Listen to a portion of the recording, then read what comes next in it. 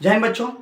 आज हम एक खास टॉपिक को लेकर आए हैं, राम मंदिर, जो कि बहुत इंपॉर्टेंट है और ये हमारे एग्जाम पर्पज से भी और साथ ही साथ जो जनरल कॉम्पिटिशन के स्टूडेंट हैं उनके लिए बहुत ही ज़्यादा महत्वपूर्ण जानकारी है, क्योंकि कुछ खास जो इसमें पॉइंट लिखा हुआ वो एग्जाम पर्पज से बहुत इंपॉर्टेंट है और ये जानकारी हमें एक भारतवासी के रूप में भी रखना बहुत ही आवश्यक है। चलिए हम लोग कुछ जान लेते हैं कि राम मंदिर का कुछ कहानी जान लेते हैं। तो राम मंदिर इस साल प्राण प्रतिष्ठा के रूप में मनाया गया। मतलब राम मंदिर को उसका एक भगवान श्री रामलला का एक अपना अस्थाई जो स्थान है उनको दे दिया गया है, जो कि अयोध्या में ही था पहले। वो किया गया प्राण प्रतिष्ठा के नाम से 22 जनवरी 2024 के दिन। मतलब इस दिन हमारे देश में प्राण प्रतिष्ठा के नाम से मनाया गया और हर्षोल्लास के साथ मनाया गया और इसी दिन भगवान श्री राम को अपना एक अस्थाई जगह, जो कि पहले से था, वही जगह वापस से प्राप्त हुई है, उनको दिया गया। चलिए, भगवान का ही जो जगह था वो उनको प्राप्त हो गया। चलिए, अब इसकी शुरुआत कहां से हुई बच्चे? तो जानेंगे। राम मंदिर का जो फैसला सबसे पहले आया था वो 9 नवंबर 2019 को आया था।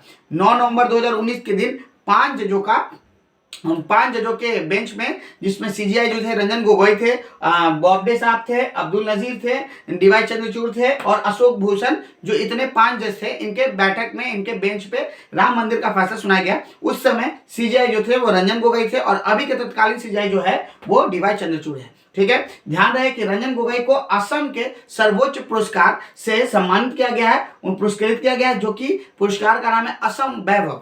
और वो किसको दिया गया? रंजन गोगोई, सीजीआई जो उस समय के थे, उनको ये पुरस्कार दिया गया, उनको पुरस्कृत किया गया।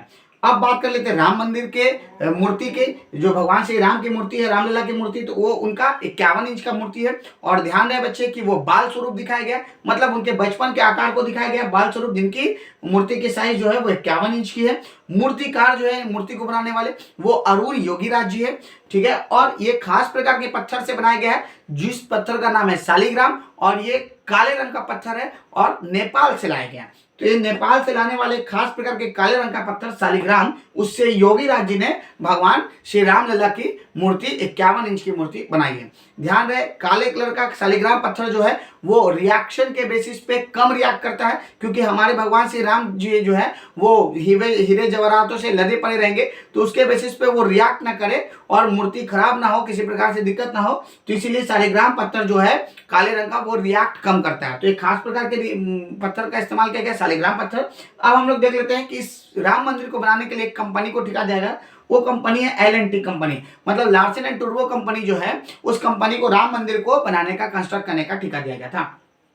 अब आते हैं रेलवे स्टेशन। तो वहां के रेलवे स्टेशन, मतलब अयोध्या के रेलवे स्टेशन का नाम हो गया अयोध्या धाम जंक्शन, और वहां के हवाई अड्डे का महर्षि वाल्मीकि अंतर्राष्ट्रीय हवाई अड्डा अयोध्या धाम, इस नाम से वहां के हवाई अड्डा रखे गए, इस नाम के हवाई अड्डा वहां पर है। चलिए, अब हम लोग आ जाते हैं देख रेख। तो देख रेख क्या है भाई? तो देख रेख कहने का मतलब कि राम मंदिर का जो देख रेख है, यहाँ उसकी जो भी कमी या जो भी भरपाई करने का पूरा जिम्मेदारी जो दिया गया है मंदिर का, वो श्री राम जन्मभूमि तीर्थ ट्रस्ट को दिया गया है। और जो बाबरी मस्जिद था जब पहले, और उसके देख रेख जांच पड़ताल क्या है नहीं है, उसके सारे चीज जांच पड़ताल को देखने के लिए एक आयोग बनाया गया था। आयोग की गठन हुई थी, वो है लिब्राहन आयोग। लिब्राहन आयोग के माध्यम से बाबरी मस्जिद के हर एक जांच पड़ताल देख रेख की कहानी की गई थी। और जो अब मंदिर बन के तैयार हुआ, उस मंदिर का देख रेख या उसमें जो भी कमी है, जो भी चीज बनवाना है, पूरा देख रेख जो है श्री राम जन्मभूमि तीर्थ ट्रस्ट के अंदर आता है। ये छोटा सा एग्जाम्पल, छोटा सा कुछ इंपॉर्टेंट महत्वपूर्ण बातें हैं जो कि राम मंदिर के से रिलेटेड है। इसकी जानकारी हमें रखना बहुत ही आवश्यक है, जो कि एग्जाम पर्पज से भी है और साथ ही साथ हमें इसकी जानकारी रखनी चाहिए एक भारतवासी के रूप में। ठीक है, चलिए, शुक्रिया, धन्यवाद।